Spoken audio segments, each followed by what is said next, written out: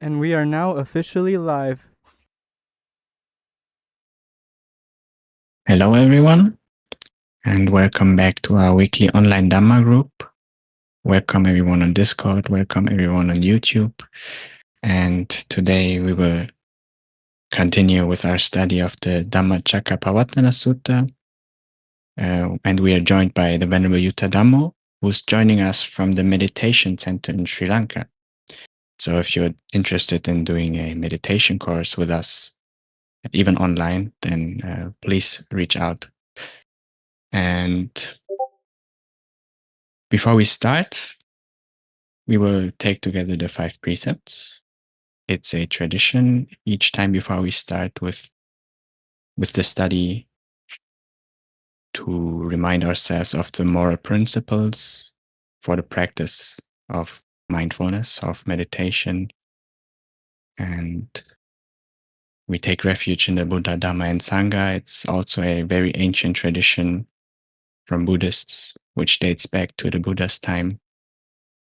And it's, in general, a good reminder to do this every time you have the opportunity. So everyone is welcome to recite together with us. Is there someone in the Discord group who would like to lead the recitation today?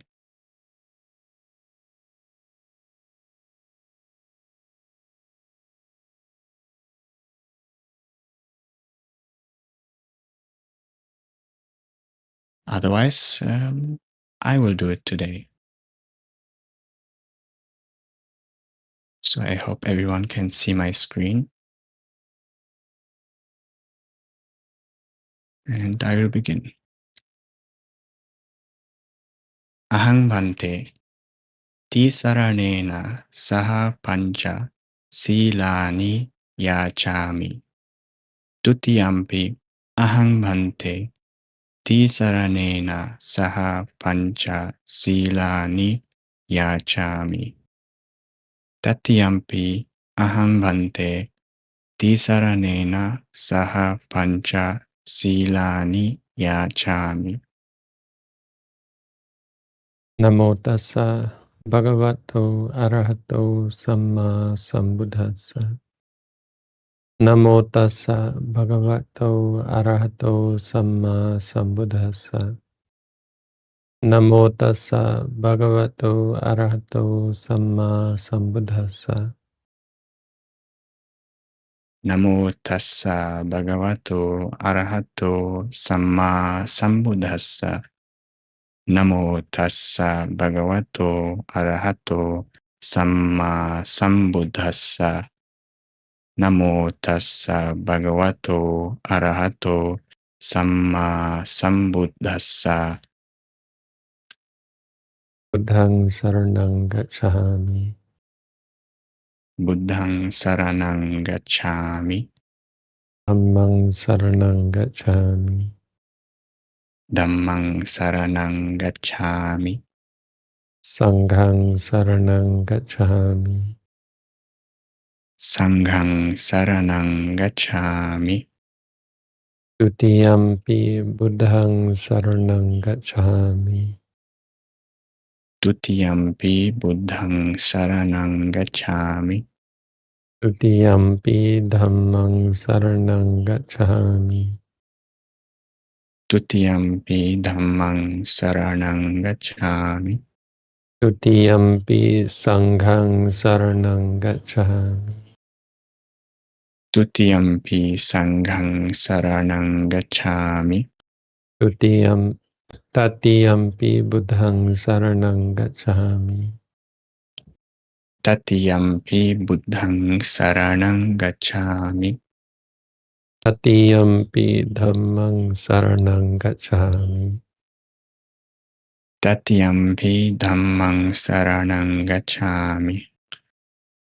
Tatiyampi sanghang saranang gacchami. Tatiyampi sanghang saranang gacchami. Isaranagammanang nititang.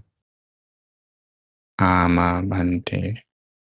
Parnatipata Veramani Sikkhapadang Samadhiyami. Panatipata Veramani Sikkhapadang Samadhiyami. Adinadana Veramani Sikkhapadang Samadhiyami. Adinadana Veramani Sikkhapadang Samadhiyami. Amesu Michachara Veramani Sikkhapadang Samadhiyami. Kamesu Michachara Veramani Sikkhapadang Samadhiyami. Musavada Veramani Sikkhapadang Samadhiyami. Musawada Veramani Sikkhapadang Samadhiyami. Surameraya Majjapamadatthana Veramani Sikkhapadang Samadhiyami. Surameraya Majjapamadatthana Veramani Sikkhapadang Samadhiyami. Imani Pancha Sikkhapadani Silena Sugating Yanti Silena Bhoga Sampada Silena Nibuting Yanti Tasma Silang Visodhaye. Sadhu, sadhu, sadhu.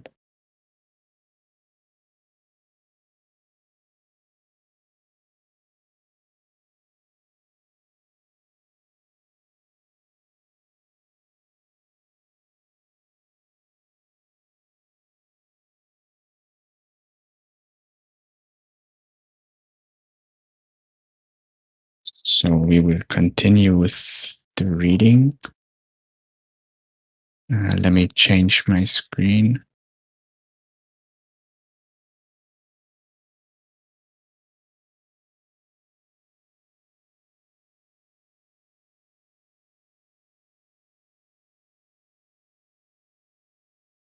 Just a second. Okay.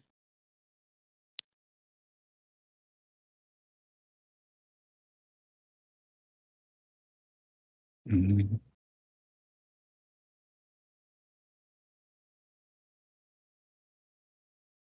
Okay, Martin already kindly posted the reading list. So we will continue the reading now.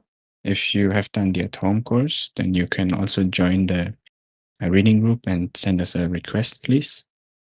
We read about 2 paragraphs, or generally we read 2 paragraphs each. And we take our time when reading, so we read slowly and take a pause in between each paragraph, so there can be time for thinking about the paragraph or asking questions or explanations. And yeah, I already marked the place where we start, which is page 154 on the book and 164 on the PDF. And today we continue with Austin, please.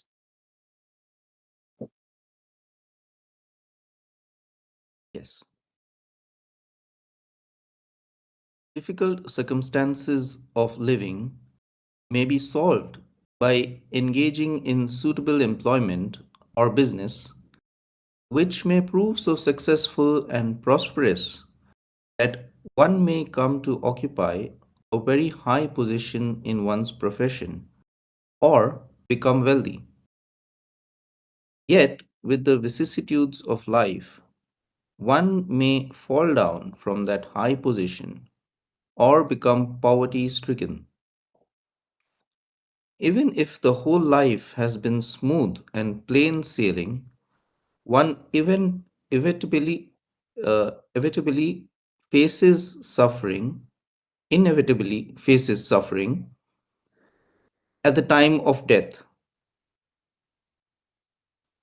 As a result of meritorious deeds such as giving alms and observing moral precepts, one may be reborn as a human being in happy, prosperous circumstances, or one may be born as a powerful celestial king. Yet, when the wholesome effects of previous wholesome deeds are exhausted, a return to miserable existences is inevitable. If one strives for a happy and long existence by means of the Rupa Jhana and Arupa Jhana, by practicing tranquility meditation, one may attain the Rupa Brahma and Arupa Brahma realms, where one may live happily for many world cycles. However, a time comes when the merits of jhana are exhausted. Then one faces the possibility of descending once again into miserable lower existences, as, for instance, the experience of the young Sao mentioned in the chapter on the origin of suffering. Okay, so as a recap, briefly, this is the third noble truth, the cessation of suffering. And because most people see suffering as a feeling that is unpleasant, the limit of most people's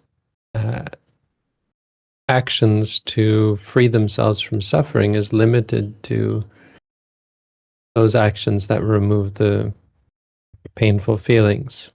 So one obvious way is to get rich and powerful and protect yourself from pain in various ways, which of course doesn't work. It's limited. But a better way is to do good deeds, to be kind and generous and ethical, avoid hurting others, avoid manipulating others, avoid drugs, alcohol, those sorts of things that pollute the mind or make it difficult to be mindful.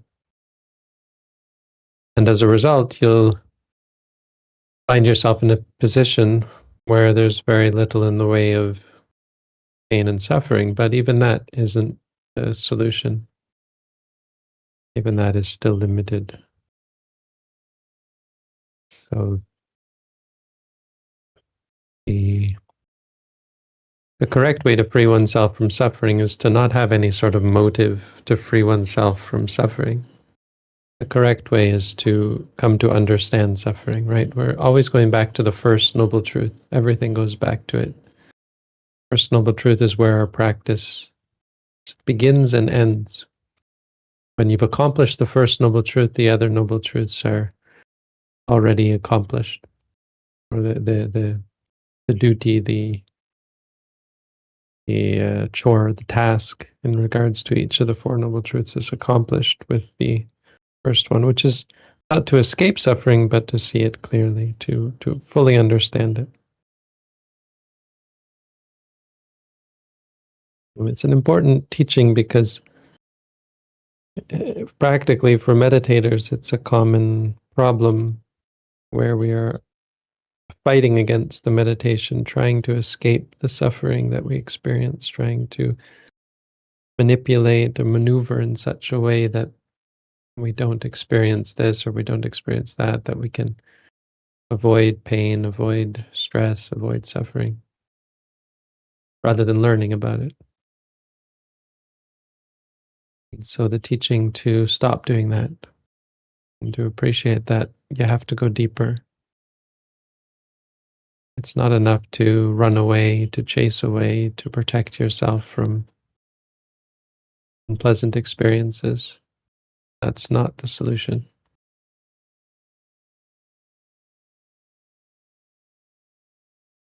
Sow is a female pig. If you remember, there was this sow that had at one time been a Brahma.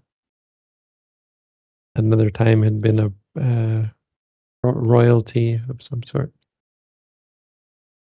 When the Buddha met her, she was a pig.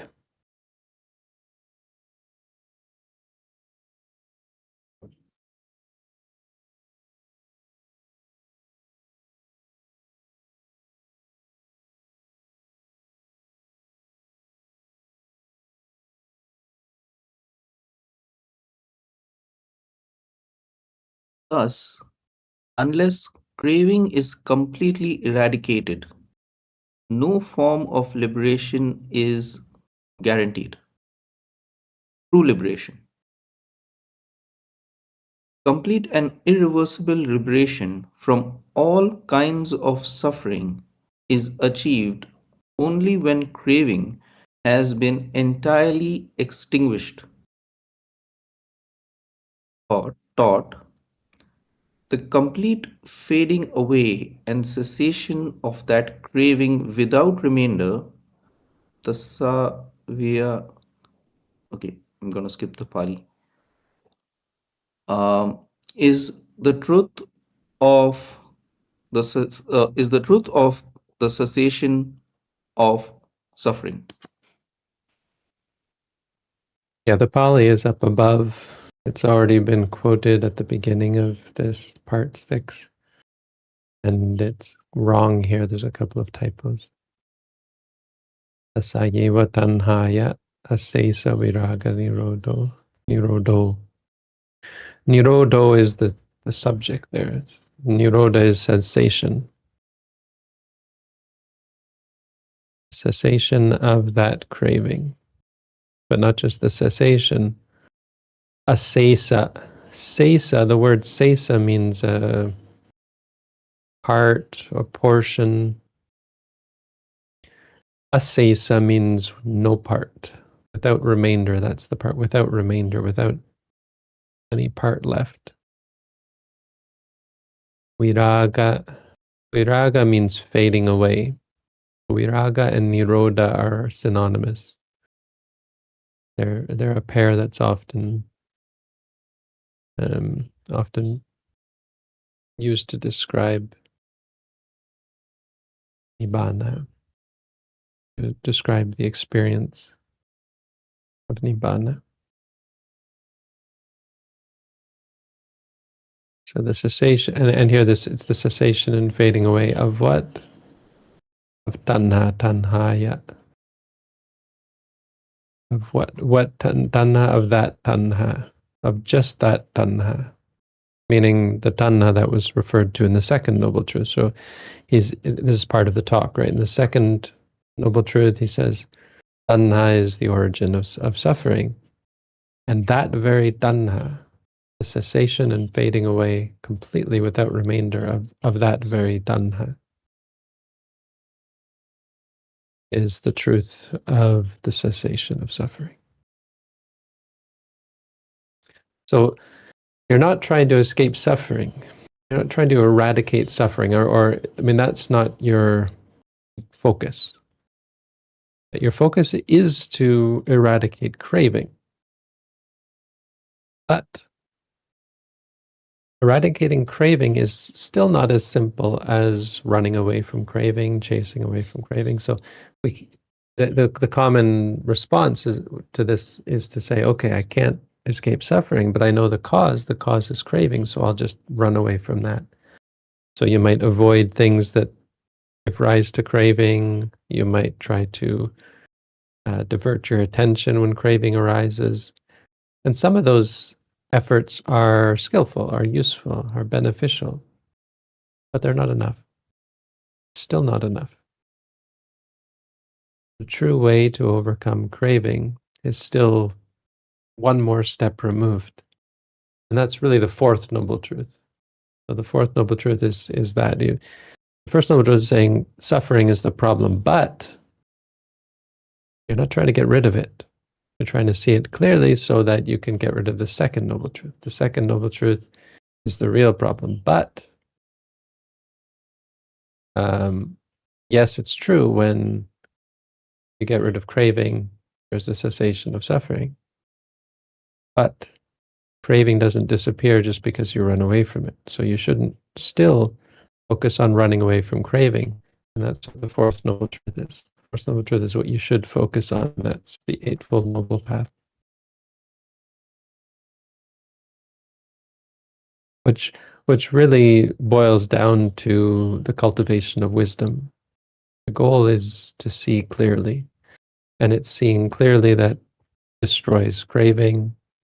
And with the destruction of craving, there is the destruction of suffering. Or with the end of craving, there's the end of suffering. But to get to the end of craving, you need one more step, and that's the cultivation of wisdom, which is really what the Eightfold Noble Path is for.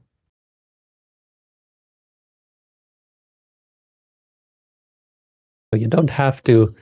People are often worried that you have to give up things. You don't really have to give up anything. There's nothing that you like or want or are attached to that you have to give up. You just have to see it clearly and realize that it wasn't worth clinging to in the first place.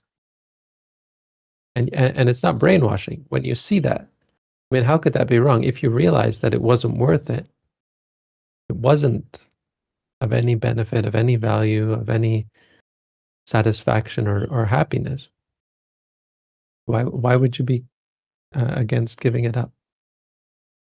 So the practice of Buddhism, as scary as it might sound, having to give up everything, having to give up samsara, give up rebirth, give up the world, the universe, practically it's so very perfect, so very simple, so very palatable. It's just mindfulness.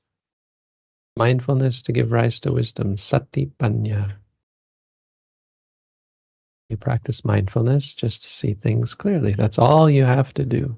You don't have to give up anything. Giving up happens by itself. If you cultivate mindfulness. Actually, when you cultivate every moment is a step in the right direction. Every moment of noting is like a point in your favor.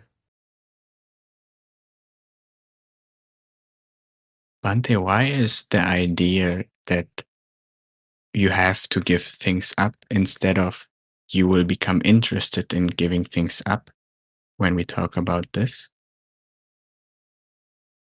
Well, I mean, it's practically speaking, you do have to give a lot up. If you want to get to the point where you can actually see clearly, you have to dedicate yourself to it. And so you do have to take a bit of a head start and say, okay, I got to give up a lot.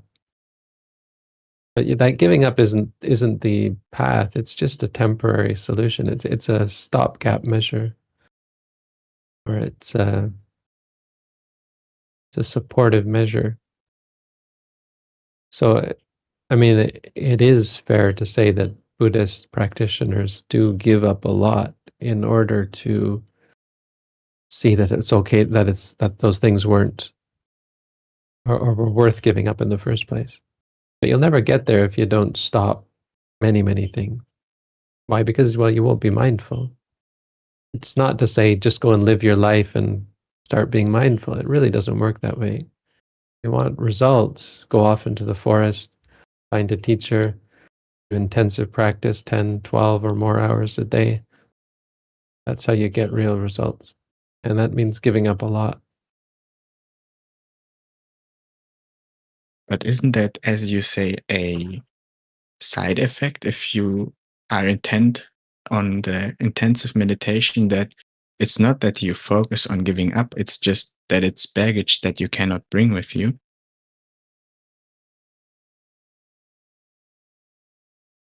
Yeah, I mean, it's one leads to the other, no? It's kind of a cyclical sort of thing. Giving up supports your practice supports giving up. Yeah. Yes, thank you, Bhante. So, I mean, it's not right. It's not that you actually give up. You just take steps, and there's lots of different steps you can take. Well, the simplest is take steps to do a meditation course. And as a result, you'll stop doing lots of stuff. In fact, you're told to stop, right? You have to keep the 8 precepts during a meditation course. So you stop a lot of things. The point really is that it's not giving up. You stop doing it, but if you don't succeed in the meditation, you'll go back to doing all those things again, and you won't have given anything up. So it's true, you have to stop doing lots of things, but you don't have the goal. The practice isn't about giving up. It's about seeing clearly. The seeing clearly leads to giving up. Giving up is a part of the result of the practice. It's like the words letting go. You know, people say just let go, or they talk about how Buddhism is the practice of letting go, and it's misleading. Because it sounds like you've got to somehow actively let go, but that's not how letting go works. Letting go is when you realize you should stop holding on, and you stop holding on. It's not doing something. You can't force yourself to let go. That's kind of an oxymoron.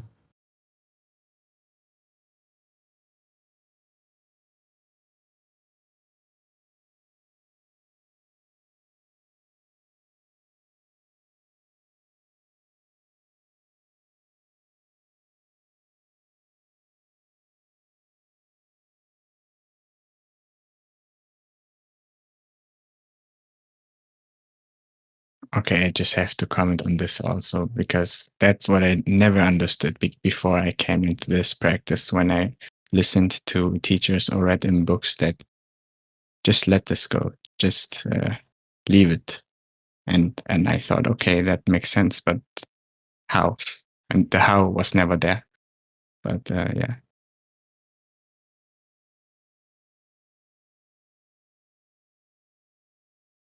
Yeah, it's not easy to explain because one step doesn't do it. Just let go. Okay, that's part of it, but that's like the third or fourth part. Yes. The easiest way to tell people is just be mindful, right? Mindfulness is the first step, more or less. It's not quite, but practically speaking, or for ease of explanation, mindfulness is the go-to. But to keep people being mindful, they need to know why are they being mindful. So yeah, explaining the other steps it's not easy to explain, because there's 3 or 4 things you have to explain as steps in a row. Understand what we're doing, why we're doing it, and what's the purpose and the benefit of it.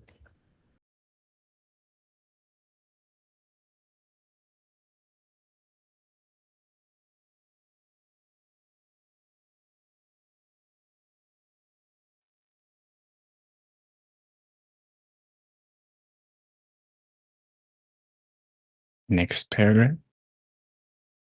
This is in accordance with the doctrine of dependent origination, which states that when the causative conditions such as ignorance cease, their effects also cease.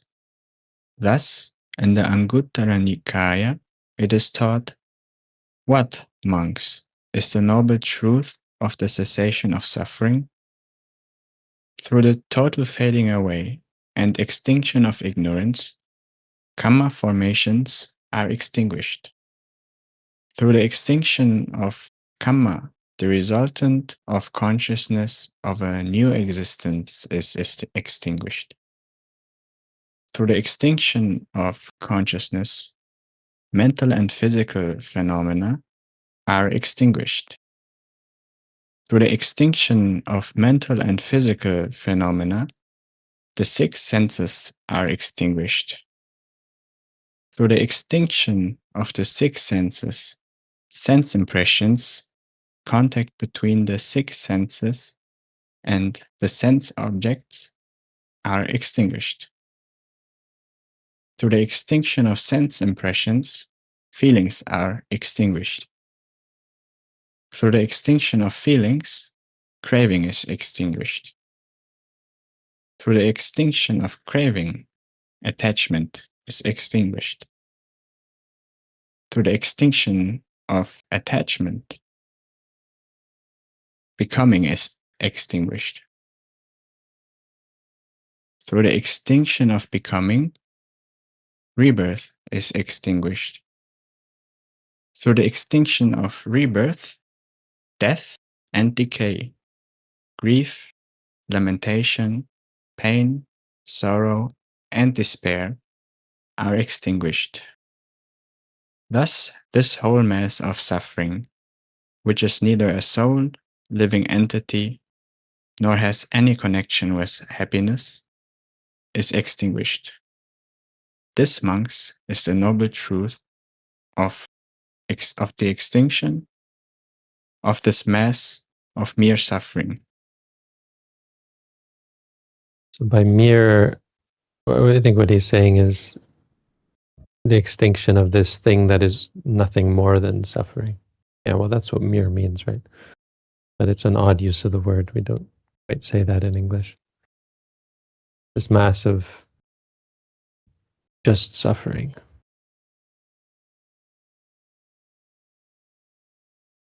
So hopefully you can see the complication in this this paragraph, right? Because he's saying something quite different from the earlier quote, right? What is with the cessation? How does the cessation of suffering come about? With the cessation of craving. Well, now he's saying the cessation of ignorance. So which is it? It's a valuable lesson in not clinging to one exposition of the truth. The Buddha explained things in various ways.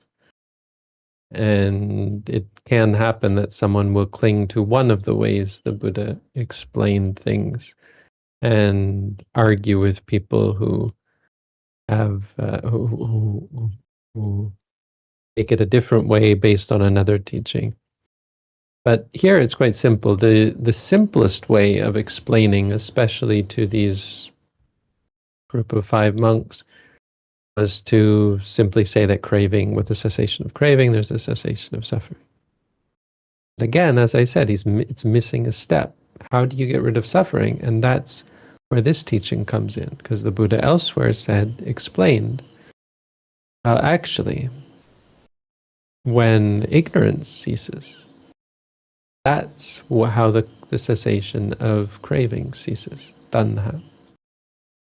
So if you look at this, it sounds like it's saying that craving plays no part, right? Because craving is way later, and it sounds like it's saying that craving is just a byproduct of feelings, right? Through the extinction of feelings, craving is extinguished. This statement is again missing something. It's not a detailed explanation. It's a very simple, straightforward. I mean, this is one of the most powerful texts. This paragraph. This is a quote of Paticcasamuppada, which is like one of the deepest teachings of the Buddha. But it's not explained. It's a list. It's a sequence. And to understand it, you have to go deeper. You have to understand that when the Buddha says, through the extinction of ignorance, Dhamma formations are extinguished. And this is why Paticcasamuppada is often explained in terms of 3 lives. And if you're not aware, there's this sort of manufactured controversy about this, saying that how could it be 3 lives when the Buddha taught about the present moment?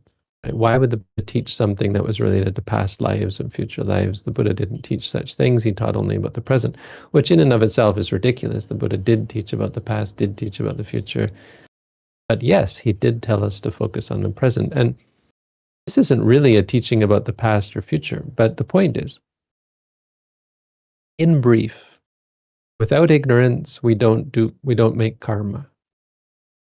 We don't do good karma, we don't do bad karma, we don't do karma at all, because we don't have any inclination. Without ignorance, the most important result of not having any ignorance, and this means ignorance about things that are important, ignorance about suffering, ignorance about cause of suffering, without the important ignorance. Basically, without ignorance about what causes happiness and what causes suffering, we wouldn't desire for anything at all. We would be happy. I mean, if you think, it's quite logical, it's quite simple. You want something implies a sort of lack of, not just lack of the thing that you want, but lack of the qualities of mind that would free you from that want, right? It's better to not want anything, obviously. If you don't want for anything, that's a sign that one's mind is truly exalted. So an enlightened being doesn't have any yearning or need to do this or do that. So they don't actually perform karma. And that's the simplest way of understanding samsara. That's been going on with us lifetime after lifetime after lifetime. We, through our ignorance, we do good deeds or we do bad deeds that we desire results from. And as a result, we're reborn again and again and again. So this first part is not actually a life, it's talking about samsara in general. And it's saying that when you stop that, when you have no ignorance, then you don't make karma. And what that means is this process by which rebirth comes about, and that's the second part. So the so-called second life. You're reborn. After being reborn, then you experience seeing, hearing, smelling, tasting, feeling, thinking. And there's happy feelings, there's painful feelings. As a result, you like and dislike it. And you're reborn again and again and again, and you have to suffer again and again and again. But that all ceases with the absence of ignorance. If you want to be technical, feeling doesn't lead to craving. Right? When it says feelings are extinguished, through the extinction of feelings, craving is extinguished. Well, yes, that's true. And it's also true in reverse. With feelings as a condition, there arises craving. That's true. But if you want to be technical, in the middle part of this exposition, the part here where it says feeling leads to, or it says with the extinction of feeling, there's the extinction of craving. Feeling only leads to craving when there is ignorance, is the point. Feeling isn't a problem. Feeling doesn't cause a problem. When the Buddha says that ignorance, with ignorance as the cause, as a condition, there is karmic formations. The reason that there's karmic formations is because there is feeling, and with the ignorance based on the feeling, there arises craving. Based on that craving, there arises a desire to do things. Basically, the whole part after rebirth, where it says, through the extinction of karma, the resultant consciousness of a new existence is extinguished. All of the stuff after that is just a description of the first part. All I'm trying to say really is that this is complicated and hard to understand. The Buddha said that about Paticca but you can basically look at the first part as a zoomed out view, a simplification. The second part of this, where it talks about how consciousness leads to nama rupa, mental physical phenomena and senses, contact, feeling. All of that is the zoomed in view, the expanded view, expanded description of how ignorance leads to performing karma, step by step by step. I just bring that up in case you're confused that it sounds like craving doesn't play a part at all. Craving is the catalyst, and that's why the Buddha called it the condition, the origin of suffering.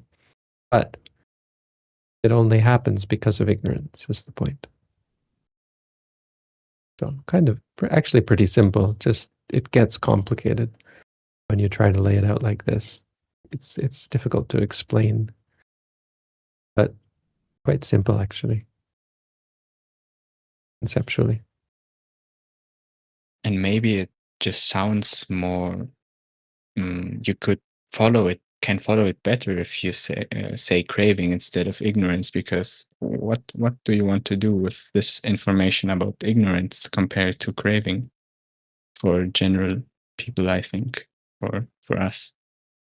Yeah. The only thing, I mean, it's true, because ignorance, again, you have to explain ignorance in terms, it's really ignorance of craving or ignorance of the process of craving. So it's still all about craving. It's not ignorance about whether Paris is the capital of France or how many people there are in China or anything like that.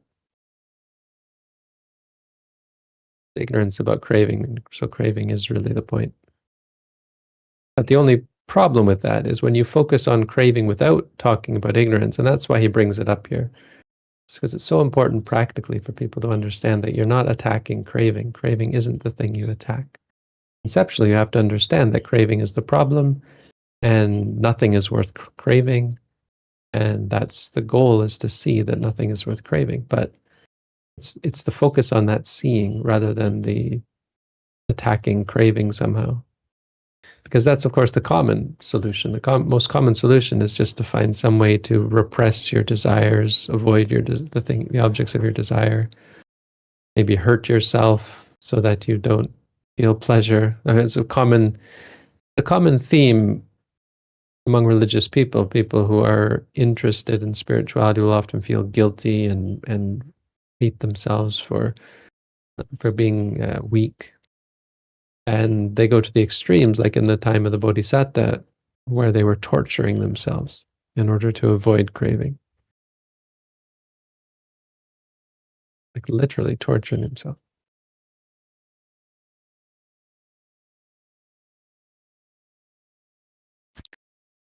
Sorry to ask another question, but is ignorance then explained in the third noble truth, or is it also included in the second?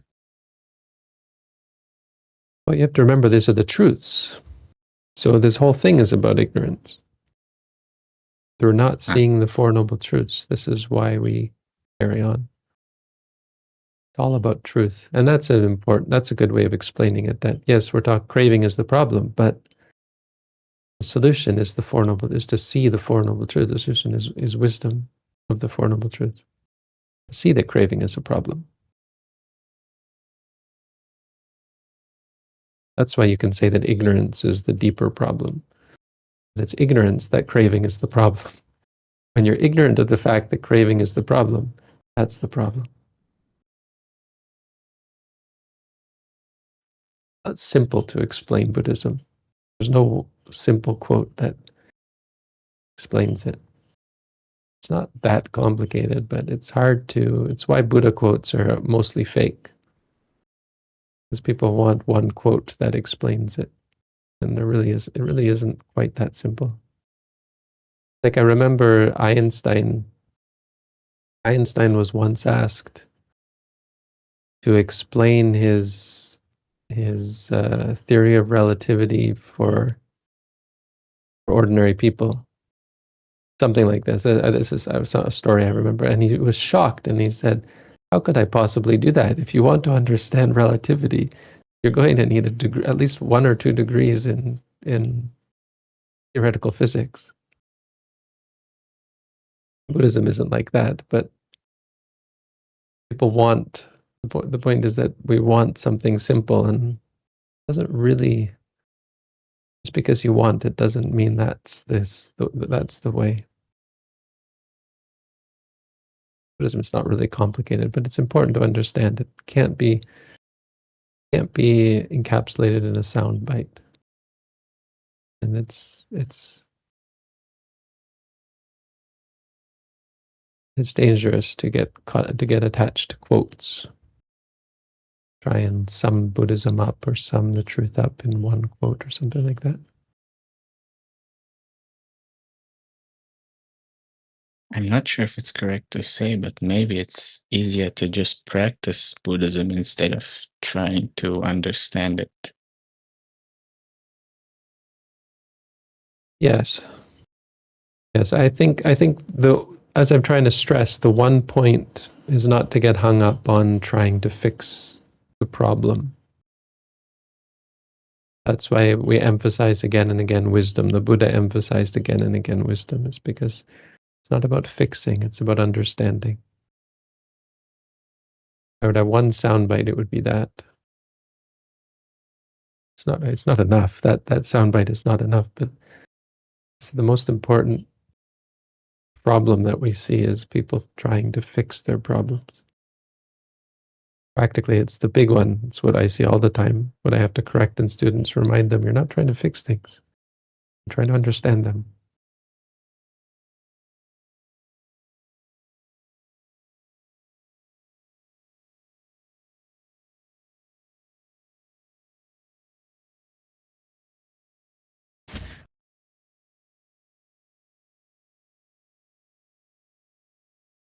Next paragraph. In the above text, the sequence of cessation is given in serial order to demonstrate the correlation of each cause with its effect. However, the important point is that once ignorance vanishes, all its effects, such as mental formations, are extinguished. I'm confused with the sentence. Missing a comma. But you said it right. Missing at least one comma, maybe two. Okay. Once ignorance vanishes, once there is no more ignorance, then all of its effects, such as mental formations, etc., are extinguished as well. Let me... And I think he's just trying to point out the same thing as I've been saying. I mean, that's why I pointed it out, because that's what he's saying, is that craving is the problem, but ignorance is the real root of it. Basically, ignorance in regards to that craving.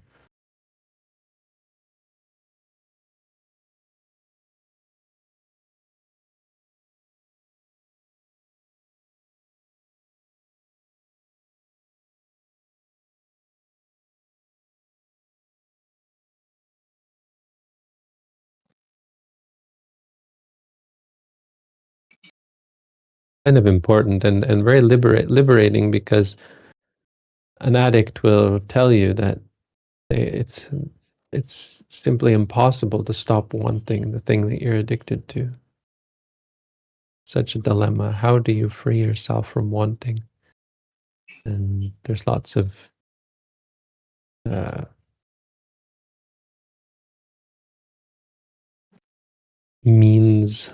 skillful means that people employ to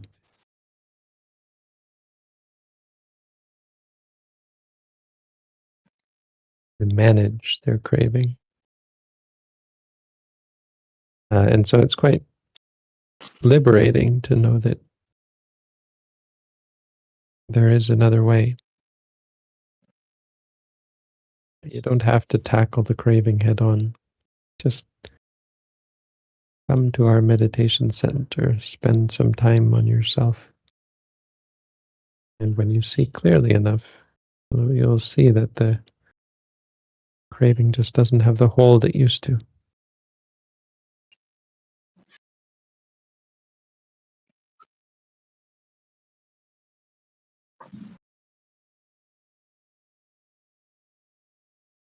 The word cessation, nirodha, in the texts mean cessation only, not the place or the condition of cessation. Although commentaries mention cessation figuratively as a place or condition of cessation, it must be carefully observed that its true meaning is non-arising of interrelated conditions of cause and effect, such as ignorance, mental formations, consciousness, etc., their total cessation and annihilation, in other words, the noble truth of the cessation of suffering.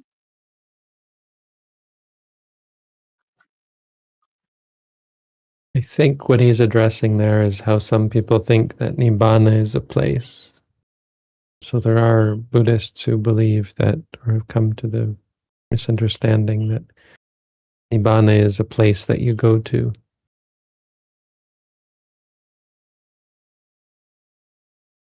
And by condition means a state of being, like you're in Nibbana. Oh, look, I'm in Nibbana now, something like that.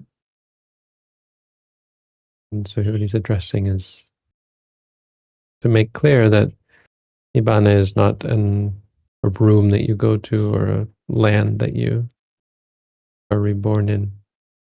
Nibbana refers to something very simple.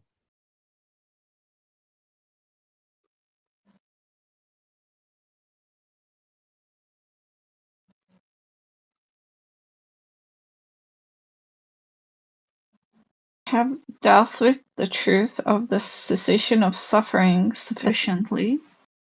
For further details, please refer to On the Nature of Nibbana. I will now go on to the exposition of the noble truth of the path leading to the cessation of suffering.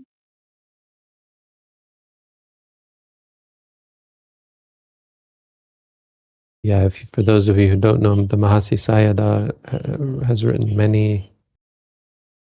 did write many books on Vipassana, Nibbana, different suttas, that sort of thing. All very much worth checking out. Many of them are on the website where we got this, aimwell.org.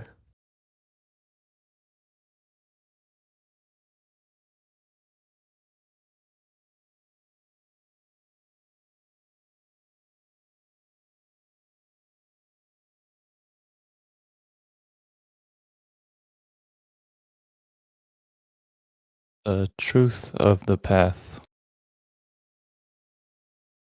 Idang ko pana bhikkhave dukkha nirodha gamini patipada arya satchang ayameva aryo arthangiko mago seyatidang samma ditti samma sankappo samma vacha samma kamanto samma ajivo samma vayamo samma sati samma samadhi.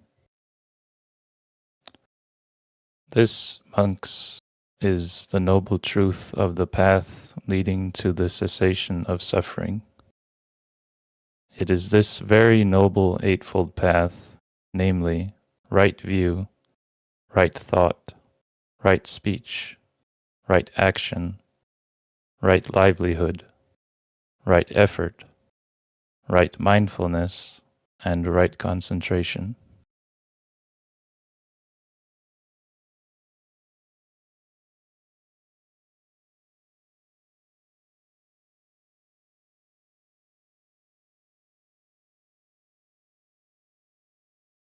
I have dealt with the truth of the path fairly fully before. I propose to repeat some things that need emphasizing. Of the 8 factors of the path, right view and right thought constitute the wisdom group. Right speech, right action, and right livelihood constitute the morality group, while right effort, right mindfulness, and right concentration constitute the concentration group. So here's an example of how the Buddha teaches in different ways. This isn't something that Mahasi Sayadaw is adding. It's pointing out how sometimes the Buddha taught the Eightfold Noble Path, at other times he taught the three trainings. And the three trainings are a very core element of the Buddha's teaching, but they are condensed from the Eightfold Noble Path. The three trainings are in ethics, concentration, and wisdom. And as he points out here, they're just a summary of the Eightfold Noble Path. Three of them are referring to the ethics, three of them are referring to concentration or meditation or focus, and two of them, the first two, are referring to wisdom.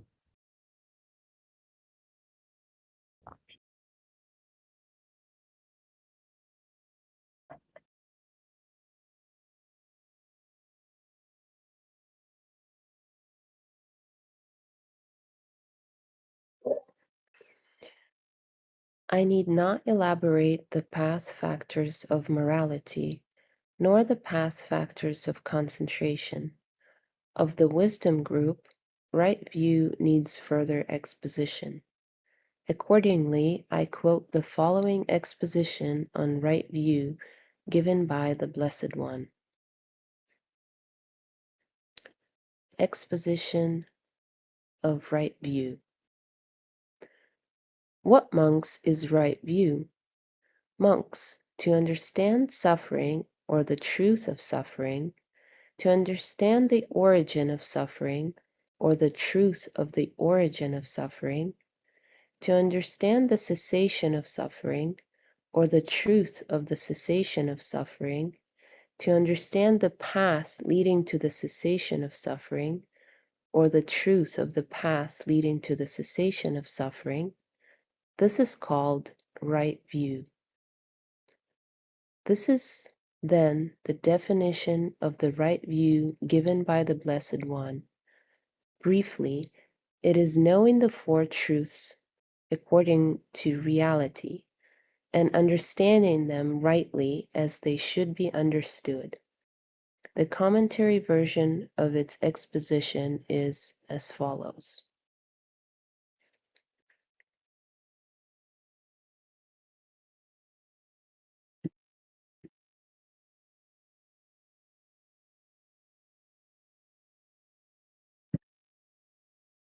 Yeah, so it gets a little bit confusing to think. If you let yourself, you can think, okay, so the fourth noble truth starts with right view.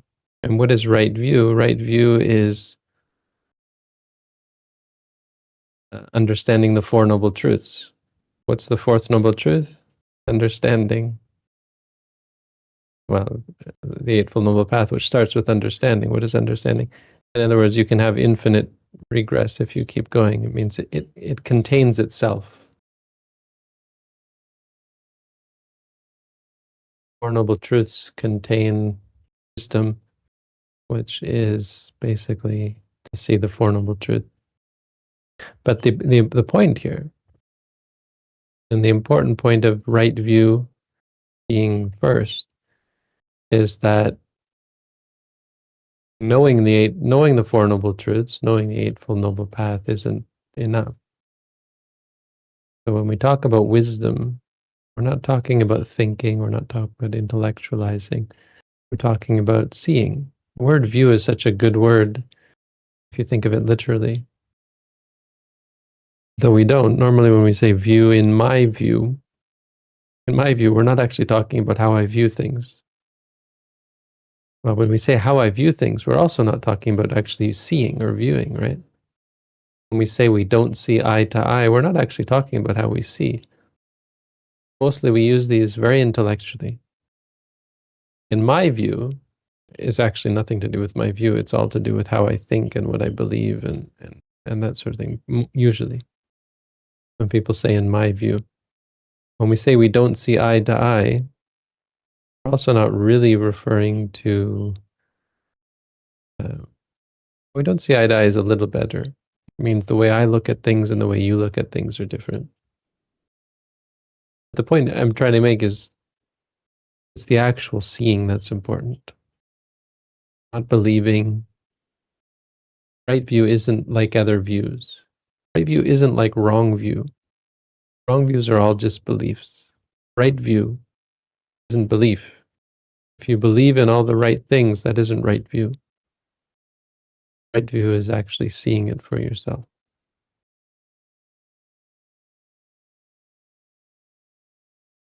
The Eightfold Noble Path starts with seeing these truths for yourself.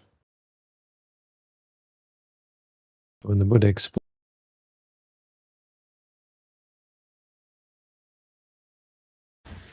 he hasn't solved the problem by explaining them, saying that these are the things you have to see for yourself in order to be free from suffering.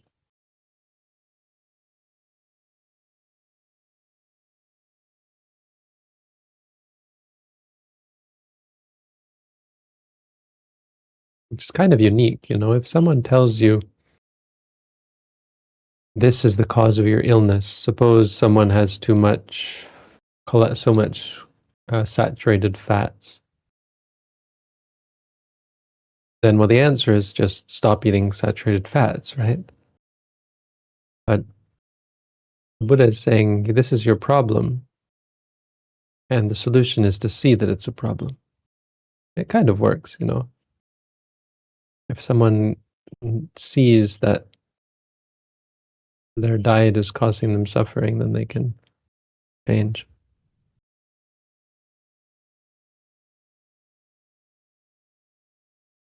But it's a little bit different because in Buddhism, that actual seeing solves the problem.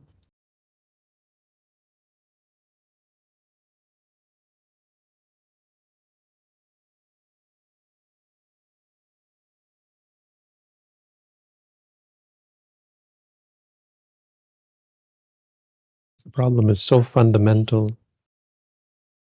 It's the very basis of how we view the world. Is the problem.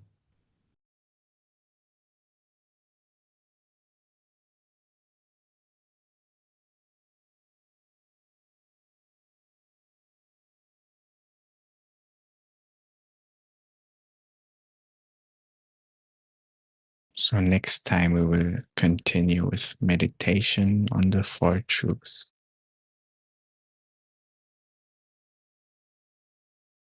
Thank you, Bante, for explaining for us so much of these core teachings. And thank you for those who were reading today. And feel free to post your questions, and the stage is now open for discussions.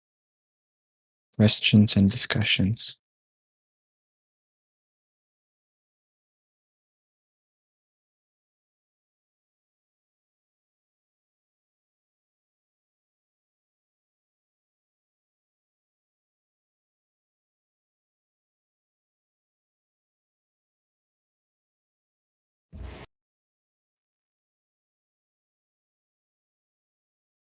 And for the Q&A, if you have any questions about the text, feel free to post them. And we encourage everyone to try to ask sincere questions or practice-related questions, because practice is really what this group is about. So if you need help with that, if you don't know where to start, or if you are starting and not sure how to continue, this is the perfect time to learn about everything we have read in the previous hour in practice.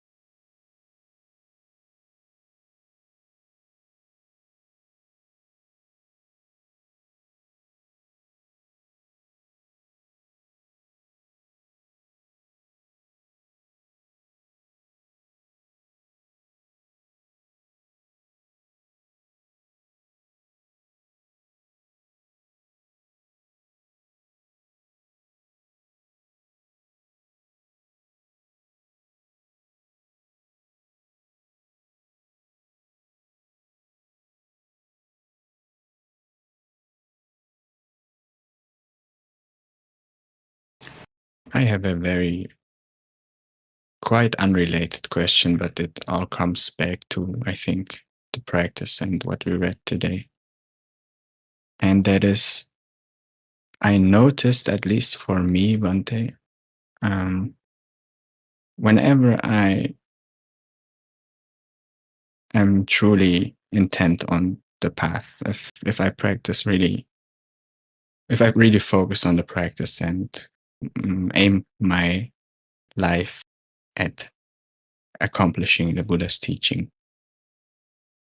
it also increases my awareness of, let's say, things like the environment and not being wasteful and being nice and just living in harmony with everything that's around me. But it can also go a bit deep, at least for me, where I feel like, okay, now I have to educate myself on things like avoiding plastic waste, because that's my thing where I focus right now. That there's so much trash in our world, there's so much waste, so much destruction because of things like that, where I'm not sure. I mean, everyone can do only so much, which I understand. But I feel like it's necessary to also incorporate quite a bit of education on things like that, because it's now part of today's world. It wasn't during the Buddha's time, but then I think if it was, it probably or may have been something that was worth discussing. So yeah, my question is basically how much to dedicate yourself in a time like this to these kinds of issues.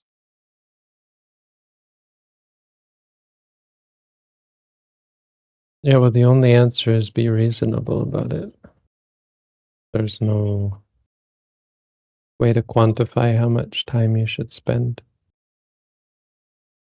But that's the great thing about mindfulness. The whole point is it makes you more reasonable. In other words, I mean, it's just another way of saying it makes you more in line with the truth. So there is a truth about all these things, and mindfulness brings you closer to it.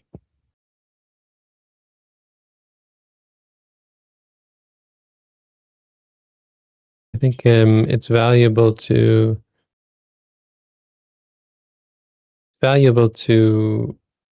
acknowledge the impulses you have, but it's also important to understand that it's not always the case that meditation gives you these views. Quite possible that meditation can be used as an excuse to hold views. So you might think that mindfulness has made you more sensitive to certain issues, but there's no certainty that that's the case, and there's no certainty that that is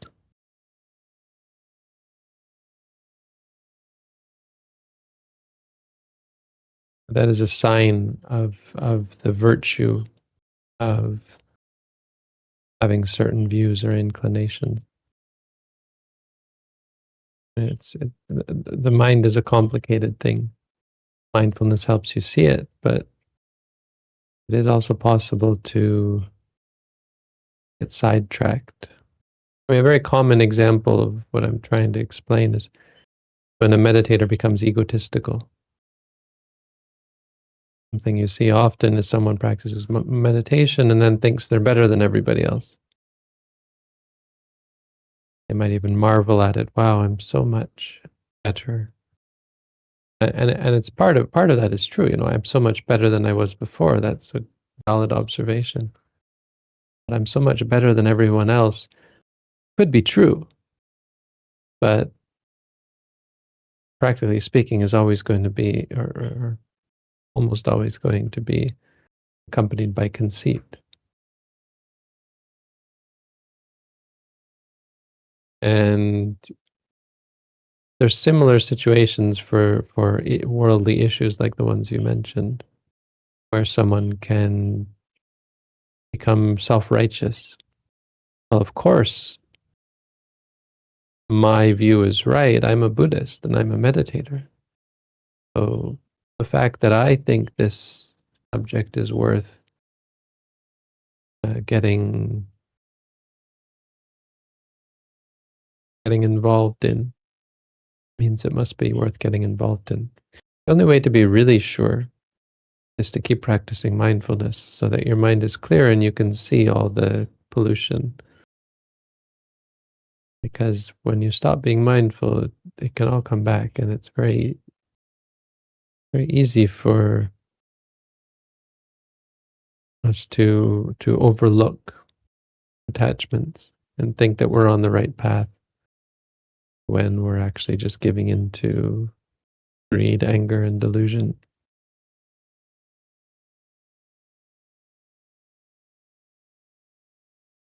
I think it's not fair to say that one should be, as a Buddhist, or Buddhism makes one more interested, let's say, in solving the world's pollution. Obviously, that's I'm exaggerating it a little bit, but what could happen is it could make you more cognizant of the fact that there's a lot of plastic around, and make you ask the question of how to deal with the plastic. The real issue I see, we don't have a good answer. There's no good way to deal with plastic as far as I understand. And so for a Buddhist, the dilemma is just we don't really know what to do with it. Here we are living in the forest, and I mean, we have less plastic than a lot of people, but we still do have issues with having to deal with plastic. So the simplest way is you just burn the plastic. It's a good example because these issues do come up. So what do? Everyone just burns plastic. That's what people do. I think for mindfulness, you kind of shy away from that sort of thing because it's horrible. I mean, you certainly don't get upset about the burning of plastic. I guess you don't get upset about anything, but I don't think it's reasonable. But you can go that far and say it's not reasonable to burn plastic, and it's not a big, you don't have to be obsessed with environmental issues to appreciate that burning plastic is a bad thing, or is not a bad thing, it's the wrong way. It's not the reasonable solution. But then if you don't burn them, then you have to learn a little bit about what you actually do with them. I don't really have a solution. Our solution, using plastic as an example, not our solution, my suggested solution, which hasn't been implemented yet, but which I think we should implement, is give the plastic away. This isn't a solution for everyone, but here we are, Buddhist monks living in the forest. We're dealing with the issue of plastic that's been imposed upon us by society, and we're not in a position to change laws or even get involved. And I don't think, obviously we shouldn't. So my idea is just give the plastic back. Send it back. Send it out of the forest, back to the cities. They're the ones who made it. They're the ones who should deal with it. Which is not a great solution. It's not a global solution for everyone. But it is kind of a template. You find a way to inoculate yourself from the problem. In other words, you don't contribute to the problem. You just figure it out insofar as it relates to what you do. And don't try to fix the world. Because I mean, obviously the goal is never to fix the world. The world is not fixable. The only real solution is to free ourselves from greed and anger and delusion. When we do that, I mean, plastic wouldn't be a problem.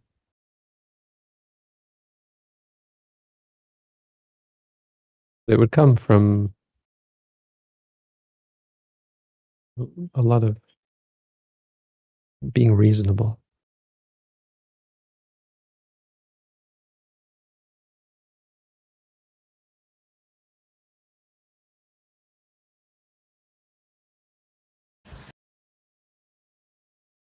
Thank you, Bante. I think that was very valuable for me, especially pointing to the conceit, which is most likely there.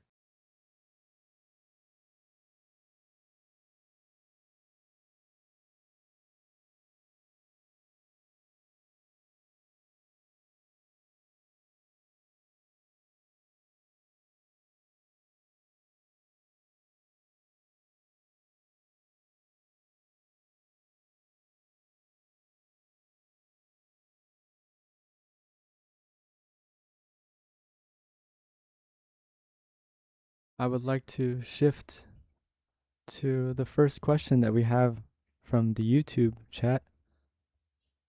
The question is, Bante, while I do try to become mindful by noting most of the time, I usually stop noting and am only reminded to do so when it's convenient, such as when I experience something I regard as negative. How can I be constantly mindful? Practice and inclination. So keep inclining to be mindful. Or sorry, not practice. Time and inclination. Patience is what I was trying to say, but time is the word. Practice is a good answer as well, but basically two things. Time means you need practice. You need to do it again and again, or you need to be patient. And you need the inclination to do it. You can't just have the inclination. I want to do it. Well, it doesn't work. You see it doesn't work. It just doesn't happen. You just don't do it. But with time, it does. And that's a point that is often trivialized. By time, you think I mean something like weeks or even months. But for most people, that it's lifetime. If they ever learn, if they ever get there. If you want it to be weeks or months, well, you better do some serious practice. So it can happen for some people. They can absolutely change their lives in weeks or months. But mostly that happens from doing intensive application of mindfulness in a controlled environment under a teacher. So if you really want the solution, I mean, your question is quite bold, but to be blunt, well, to be very blunt, you can't. And I don't know. Maybe it will be possible, but based on what you've described, I can tell you right now you can't constantly be mindful. That's the most important first answer. If you want to get to the point where you can be mindful a lot of the time,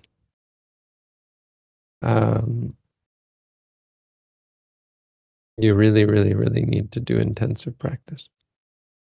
Really the only practical, reasonable way to get there. The way we set things up is we have people do an at-home course. And the at-home course is maybe a bit misleading because people think, wow, I've done something. The at-home course is to ease you into the more substantial intensive course. Intensive course is just our name for meditation courses. The courses that have been taught were taught by my teacher to me, by his teacher to him, and so on. And it's those courses that really can give you the foundation that allows you to be mindful more and more and more. You know, the courses you do again and again, and that's the point, is you get better and better and more skilled at it. And your mind is clearer and purer. As a result, you suffer less. But time and inclination. If you dedicate yourself more, if you're more inclined, more dedicated, let's say, then it takes less time. If you're not very dedicated, it can take a long time, or it just will never lead anywhere.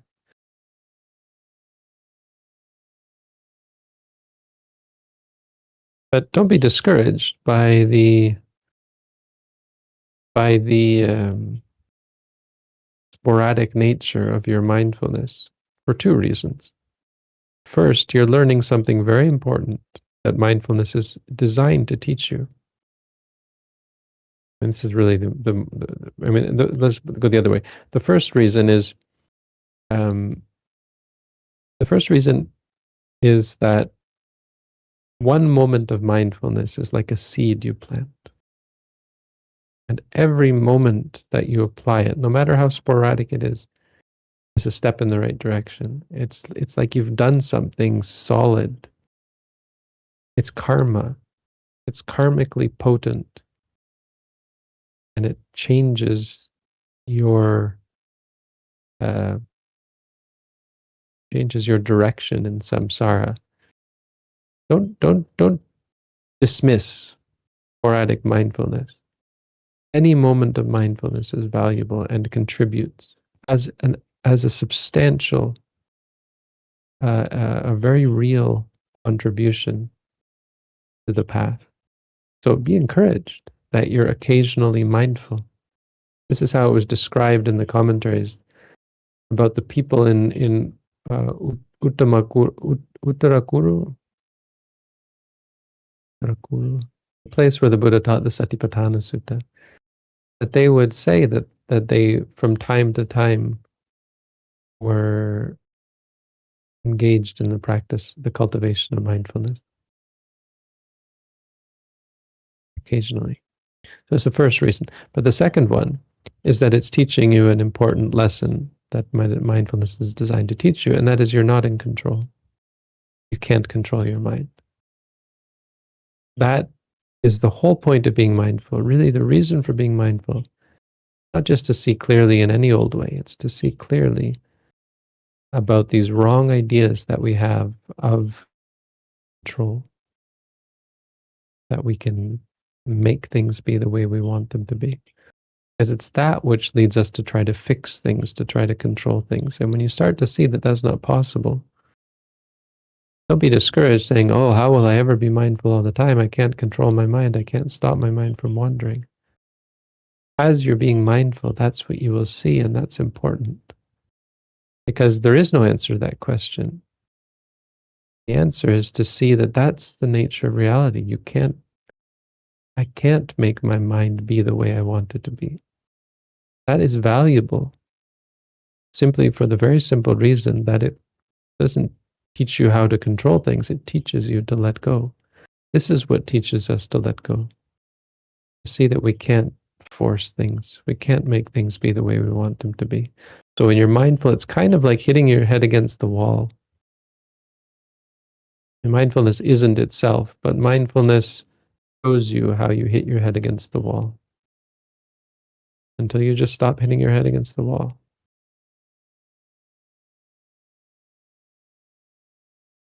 I mean, in a way, mindfulness is kind of futile. No, that's not fair, but it's partially futile. In other words, we tell you to be mindful and you say, I can't. And then you look at it as a challenge and you try to be mindful until you start to realize, wait, that's not actually the point. The point isn't to be mindful all the time. I mean, that is the eventual destination. But the point is that when you try, you realize that you can't. This is why Buddhism, you can't sum it up in a sentence. You can't say, be mindful all the time, that's the goal. You have to say, you try to be mindful all the time, you realize you can't, you start to let go, you stop trying to control things, you stop stressing, you stop craving. As a result, eventually you're mindful all the time. You see, it's not just a simple description.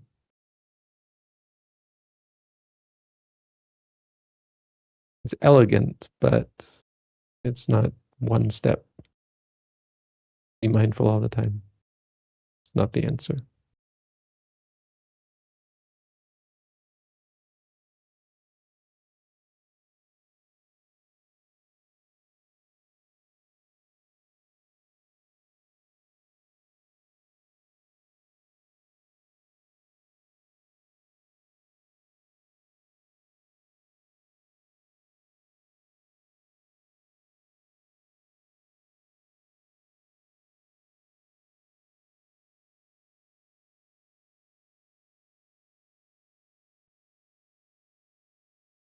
Bhante, here is the next question that we have.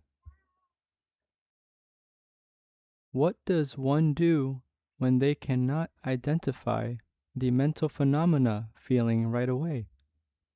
How can one close the door to the senses when you cannot figure out which door you need to close?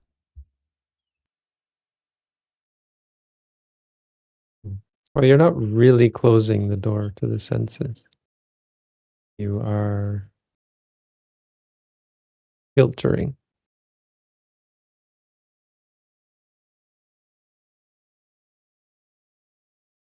But what you're describing, anyway, that's not really important. What's most important about what you're describing is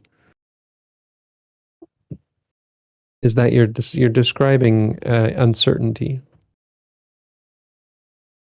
So, but I mentioned the closing the door because you have to kind of let go of that conception you have. You don't have to add that on by saying we're trying to close the door. It's not really that accurate and not valuable for you to think like that. You should note what you experience. That's the simplest way we can describe what to do. So when you are not sure, don't worry about how that has implications for closing doors or not closing doors.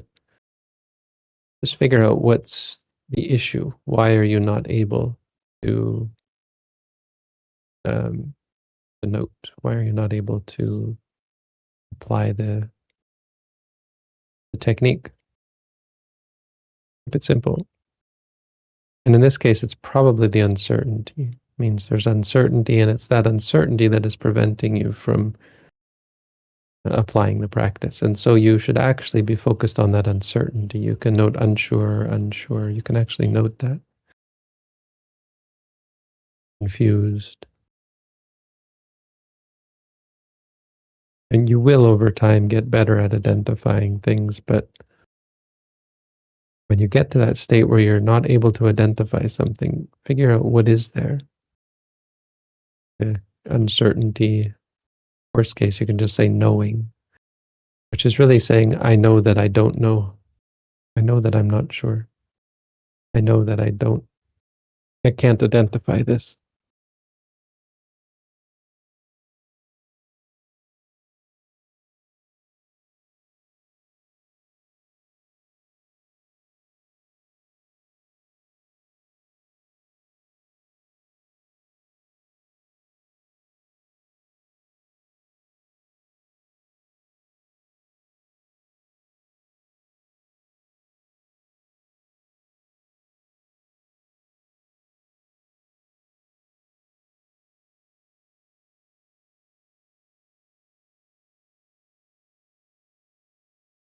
Bhante, here is the next question. When meditating, do I have to note the rising and falling of the abdomen? Can I note the breath instead?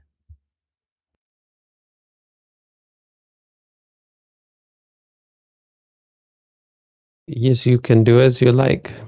We had this question last week, I think, as well. You certainly can practice as you like, but that's not the way we practice. So 2 points there. First of all, you do as your teacher instructs. So regardless of how you want to do things, there's a very valuable benefit to doing things the way you're told, for the very reason that it's probably not entirely the way you want to do things. and that doing things the way you don't want to do them forces you to let go. It puts you in a good position to let go anyway. But the second reason is, we don't focus on the breath because breath is just a concept. Breath is this thing that comes into the body, right? So it's very good for calming the mind. But the reality is actually the experience is the sensation. And so the stomach rising is a sensation, the stomach falling is a sensation. It's quite useful because it's unpredictable, it's chaotic. So it helps you to see the three characteristics. It's very coarse as well, very pronounced, as opposed to like here at the nose, which is very subtle. So it's easy to stay focused on the reality as a result, as opposed to getting caught up in concepts and getting into samatha territory. It's much better for vipassana because you'll see very clearly the three characteristics quite quickly. That's why people don't like this practice so much, because it's uncomfortable, because you have to see the three characteristics quite clearly, as opposed to other practices that are quite calming and peaceful, stable, satisfying, controllable. But if your practice is stable, satisfying, and controllable, remember, those are the very descriptions of the delusions that keep us from seeing the truth of reality. Our delusions are that things can be stable, satisfying, and controllable. So if that's all you're seeing in meditation, you're on the wrong path, by very definition. It's not wrong per se, it's just insufficient. So unless you then use that strength of mind to actually focus on things as being impermanent, unsatisfying, and uncontrollable, you'll just get stuck there. You won't ever progress, you won't ever truly give up craving.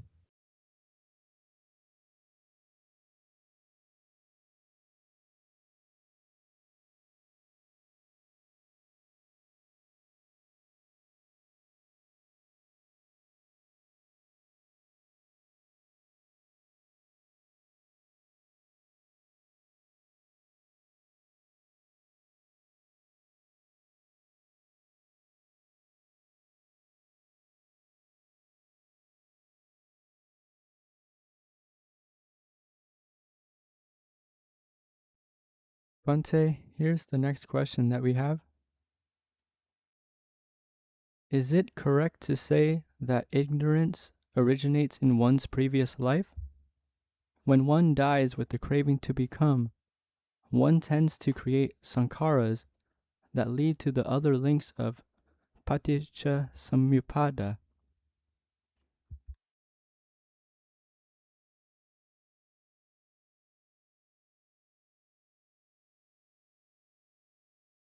Ignorance doesn't really originate. Yes, ignorance technically has a cause, but it's not actually caused. I got into trouble. I once said that ignorance has no cause. It's always there. But it's not technically correct because we have a quote of the Buddha. Someone pointed out to me, "You're wrong," he said. 5 hindrances are the cause of ignorance, according to the Buddha. Which is, of course, we don't dispute anything the Buddha says, but it's still not quite a cause. All that's saying is that ignorance is allowed to continue by the 5 hindrances. But it's not a thing that is caused. It's not like you can put ingredients together and poof, you come up with ignorance. Ignorance is like darkness. What do you put in a room to cause darkness? Suppose you have a closed room. How do you cause darkness? Don't do anything. It's already dark, right? Darkness isn't something you create, but it's supported by the walls. It's supported by the things that encapsulate it, right? It's kept. It's like you prevent the light from shining in. That's how you create darkness. But you're not actually creating the darkness. You're just preventing the cessation of the darkness. So ignorance doesn't originate. Ignorance is just what is What happens when you stop the light from getting in, when you stop wisdom from getting in? Just as darkness is what you get when you stop the wisdom from getting in, the light from getting in. Ignorance is what you get when you stop the wisdom from getting in. And what stops the wisdom is the hindrances. So as you eradicate the hindrances, you'll be able to see clearly. The ignorance will, it'll be like it just disappeared, like it was never there. Because ignorance is, by definition, the absence of something substantial, which is wisdom.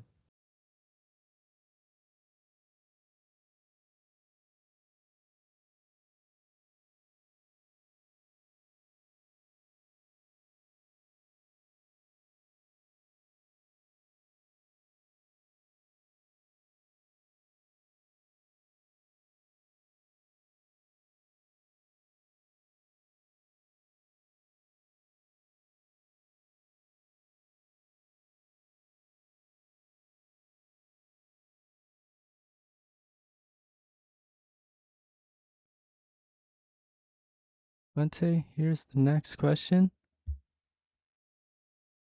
Bhante, you mentioned some resources for texts from Mahasi Sayadaw. Which one would make a good gift with the basics for the practice? Which have a good balance of theory and practice?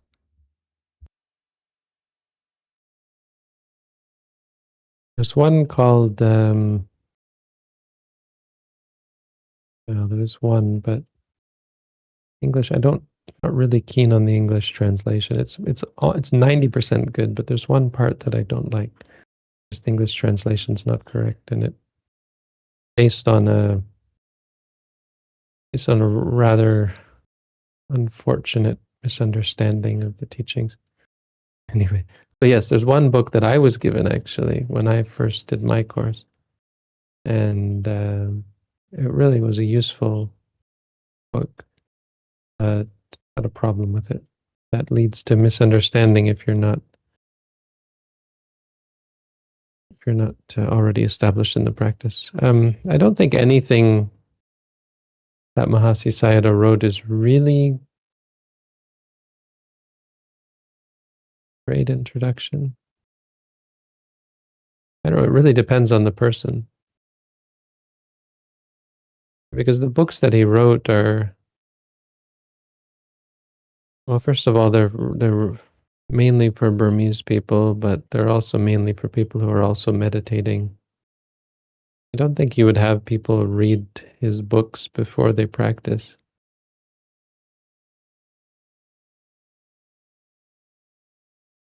No, as I think about it, that book, so the book that I was given, and I think it is a good book, as I think about it, even with its one problem, is, what's it called? Practical Insight, Practical something, so practical something. Yes, Bhante, it's Practical Insight Meditation. Basic and Progressive or something like that. Basic it's and just- Progressive. There are 2 or 3. There's the Progress of Insight, Practical Not Insight progress, Meditation. Practical. Yeah, but it's got a subtitle. Practical Insight Meditation, Basic and something like that. Basic and Progressive Stages. There it is. Practical Insight Meditation, Basic and Progressive Stages. That's the full title.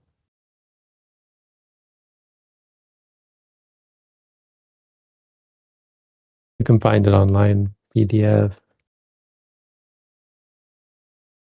It's on aimwell.org, I guess, as well. There's different versions of it, I guess.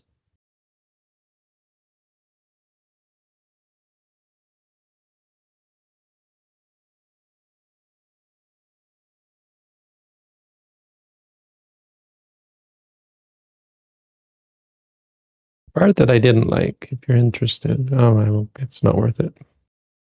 It's just one part. That's not actually that bad, but it did make me chase down the Burmese. I found the Thai, I think. No, I found the Burmese.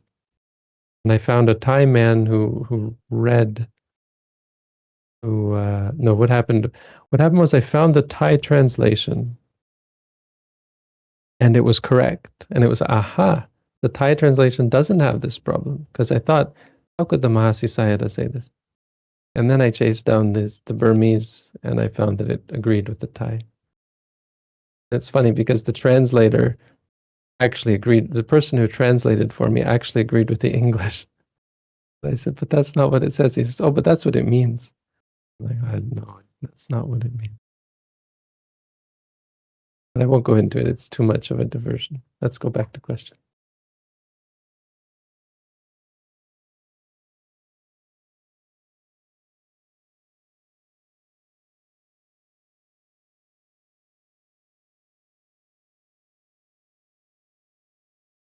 Okay, Bhante. The next question that we have: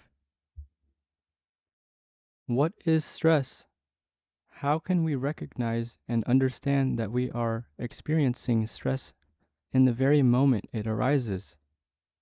How can we be mindful of stress and clearly note it in daily life?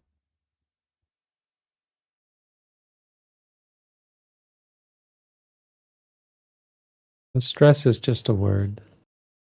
I wouldn't put too much of a focus on that word per se. I mean, one type of stress is the state of being stressed, which is actually, it's still not great because it's a compound. And by compound, I mean it's more than one thing. One part of it is worry. Worry is a better word than stress. Stress is just a little too vague. And it's vague in a very important way that you see play out in practice.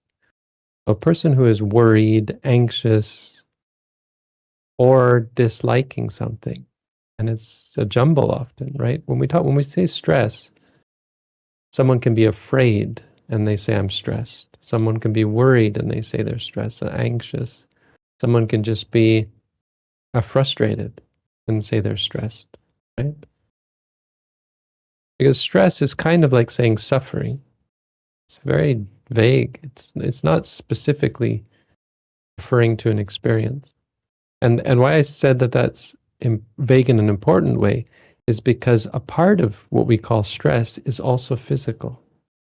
And so when we use this word stress, we've become accustomed to using it to describe this compound, this aggregate, this process that includes the fear, the worry, the disliking, the frustration, or whatever, and the tension in the body, the heart beating, the headaches, the stomach, whatever feeling the heat in the body can often be. And if you're not able to separate those out, it becomes a real problem. Why? Because the mental leads to the physical. The physical is seen as being the same thing as the mental, which tells you that the problem is still there and exacerbates, leads to more. So for example, you're worried. Worry leads to tension in the body. The tension is experienced as worry. You say, oh, I'm worried, but you're actually just tense. And it makes you more worried. And you get worried, leads to more tension, and it becomes a feedback loop, and eventually it can lead to a panic attack. As an example, there's many examples like this where it becomes a feedback loop. If you aren't able to tell the difference, when you can tell the difference, the worry comes, for example, worry, and then there's the physical sensation. You can focus on the physical sensation without having to be concerned about it. Usually you feel tense, you say, oh, I'm so tense, I'm so tense. You're just making yourself more tense because you're getting worried about the tension. Worry leads to tension. Tension makes you more worried and so on. But when you just look at the tension, for example, or any physical result, which is encompassed, which is a part of what you say stress, right? But it's different from the actual worry or fear or whatever. You can focus on it and you can be patient with it. You start to see that this isn't actually a problem. This tension, even butterflies, heart beating fast, headache, none of it is actually dangerous. Only dangerous, even the fear and worry isn't dangerous. It's only dangerous as a process. And it's only dangerous when you have ignorance about it, when you don't see it clearly. So if you just take it as stress, it's very difficult to actually see what is truly happening in those multiple moments. And as a result, not easy to let it go.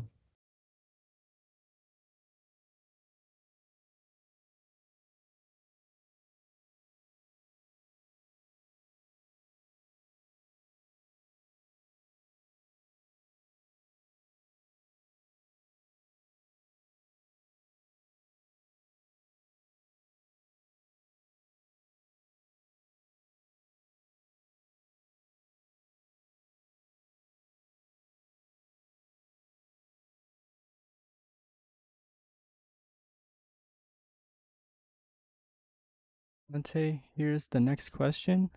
Just a heads up, it's a bit longer. I used to meditate in a different tradition, but stopped practicing regularly about 3 years ago. Since then, I have found it difficult to begin practicing regularly. I have tried 2 techniques, one of focusing on Buddha with my breath, another one of noting, like you have described. With many different techniques, I find it hard to choose one to go with. Is it better to focus on one specific meditation technique? Or should I specifically only do one when re-beginning? If so, which is the most beneficial for the practice? You really should just focus on one technique, and that's for the simple reason that you're trying to learn a skill. So that's not going to be helped by trying to learn 2 different skills. Not going to be fruitful. So simple question, simple answer. I'm going to go out on a limb, and I'm not going to go into great detail, but I will tell you that, and what I mean by going on a limb, it's really out on a limb because it's a statement that probably makes some people unhappy if they heard it, is that you should never practice Buddha while following the breath. And I know it's a very common practice in Thailand. I don't know if it's common anywhere else in the Buddhist world, but it's wrong. It's not correct. And then people will argue, well, there are very famous teachers who teach it, and more famous than me by far, right? And more dedicated. You know, you could say a lot of good things about these teachers. But the one bad thing you could say, I would argue, about people who are really dedicated to that sort of thing. Why is it a problem, you might ask? It's a problem for the very reason that what we do is the best way, or the right, is a valid practice. When your stomach rises, why do you say rising? You say rising because the very definition of mindfulness is grasping the object as it is. It's brought about by this noting, which we call tira sanya. Sanya is when you recognize something. Tira means you make that stronger. If instead of saying rising, I said Buddha, I would be saying something that has no relationship whatsoever with the actual reality of the experience, no relationship to the sanya, and thus no potential to give rise to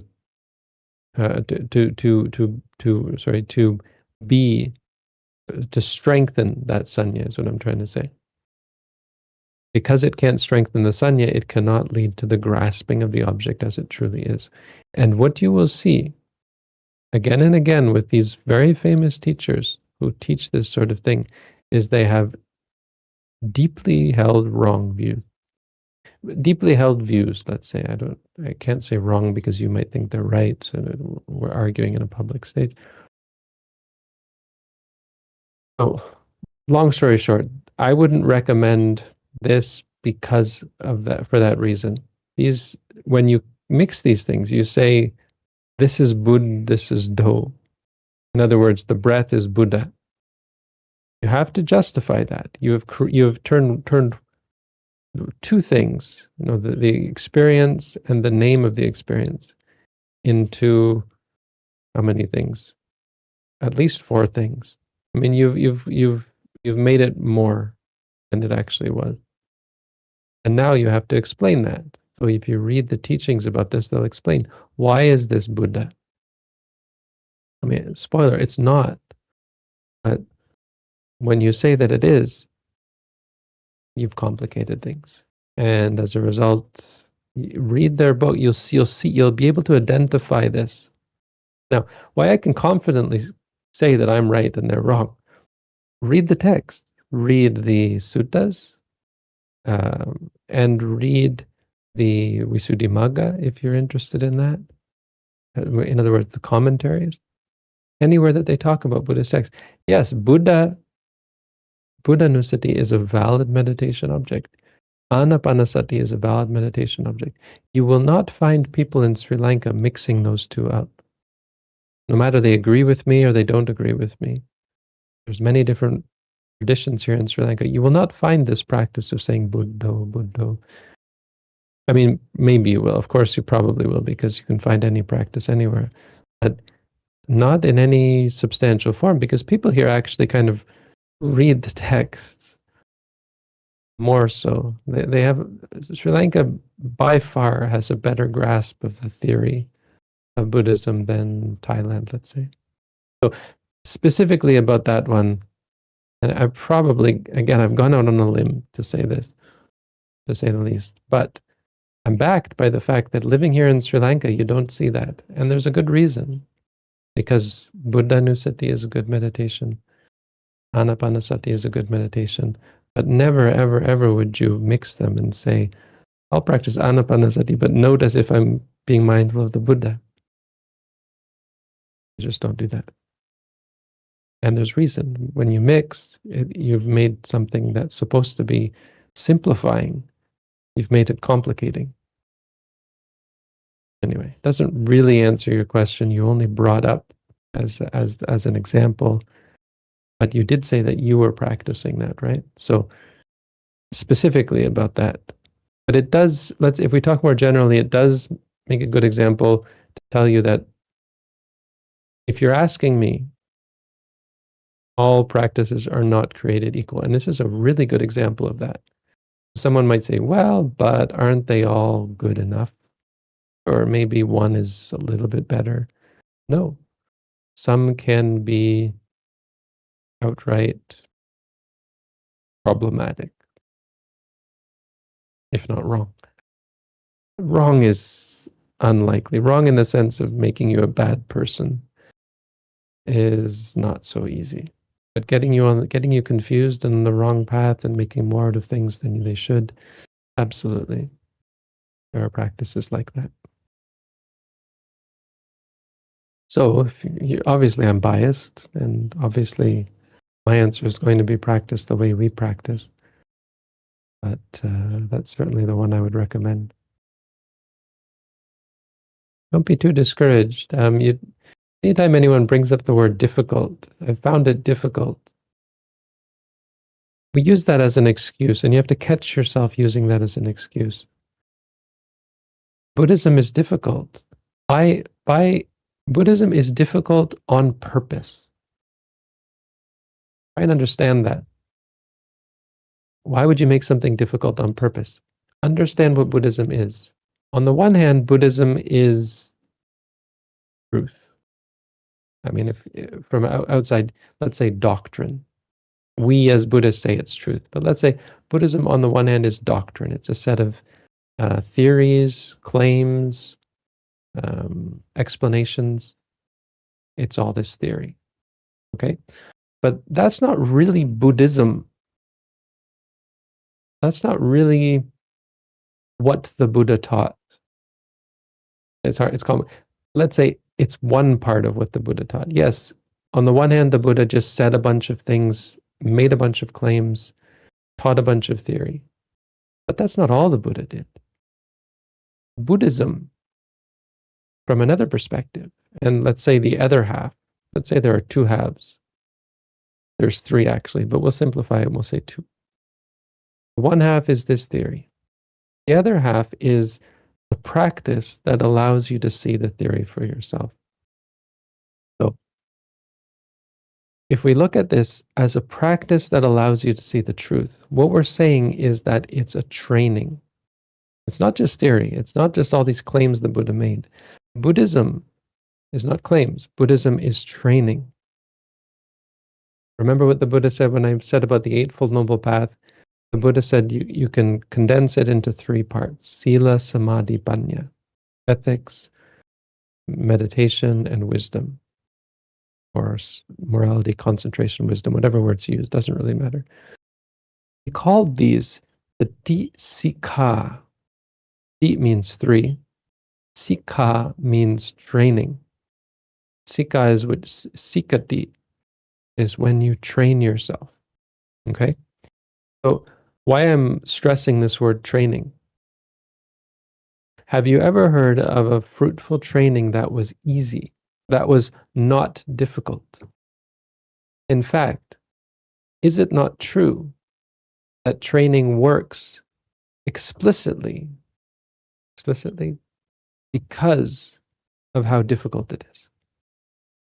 Well, just being difficult isn't enough, but by virtue of its difficulty, it is effective. I'm not saying this not just for your benefit, but for the benefit of everyone who has ever complained about meditation being difficult, mindfulness being difficult, and ever is complaining and ever will complain. An important point to know, to have in your mind, to be clear in your mind before you practice, is that as a training, it's not a vacation. Meditation will not be comfortable. It will be by design uncomfortable. Weightlifting. Does anyone go into weightlifting and say, well, I'll do the weightlifting that's the most comfortable, that makes me feel the most comfortable? That's exactly the opposite of what you want. Okay, you don't want to make it so uncomfortable, but it's a good example because you want to make it uncomfortable enough so that your muscles tear, actually. You want to actually tear your muscles. You're actually ripping your muscles apart, apparently, when you weightlift. You want that to happen. You don't say, okay, be careful you don't tear your muscles. You can weightlift, but be careful. If you tear your muscles, it will be very uncomfortable. Make sure that you just do enough weight so that it's not tearing. You get nowhere. You can do it forever and get nothing. Meditation is the same. Not the same, but it has the same principle. You can practice meditation forever and get nothing if you are dead set on keeping it comfortable. Good lesson. So anytime anyone says difficult, you have to remind yourself, oh, I did it again. I tried to use difficulty as an excuse not to do it. When in fact, I should be rejoicing and saying, oh, it's so difficult. It must be beneficial, or it must be working. So you get to a level, you want it to be at a level that it's difficult. But as with weightlifting, you can't make it too difficult or you'll ruin your body. And in Buddhism, you can ruin the mind if you push yourself too hard. So that's why a teacher is so useful, because theoretically a teacher can push you just enough so that you're tearing your muscles but not pulling a hamstring or something.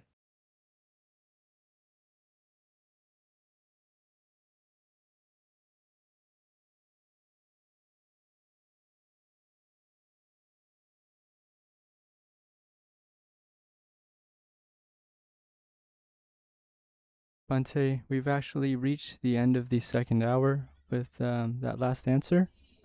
So that will conclude our session for today. As always, thank you to everyone that participated today. And big special thank you to Venerable Dhamma himself. Thank you, Bhante. Okay, thank you. Likewise, thank you to all of the volunteers, the people hosting this, all of the readers, all of the audience members, all the people asking questions, all of the people listening to the questions. Remember, goodness is about moments. It only takes one moment to do a bad karma. Likewise, every moment of good karma is inherently fruitful. It doesn't disappear. It isn't lost in the noise. It changes you. Every moment of sincerity, when you learn something new, when you appreciate the Buddha's teaching, and most importantly, every moment that you sat here and were actually applying it, moment by moment when you apply it, those moments don't disappear, they accumulate. Tokang tokang, the Buddha said, tokang tokang, bit by bit. A cup isn't full. A cup, when you put drops into a cup, it isn't full immediately, but inevitably, tokang tokang, drop by drop, the cup is full. So don't ever be discouraged that it's difficult or that it's sporadic or that you're not able to practice regularly.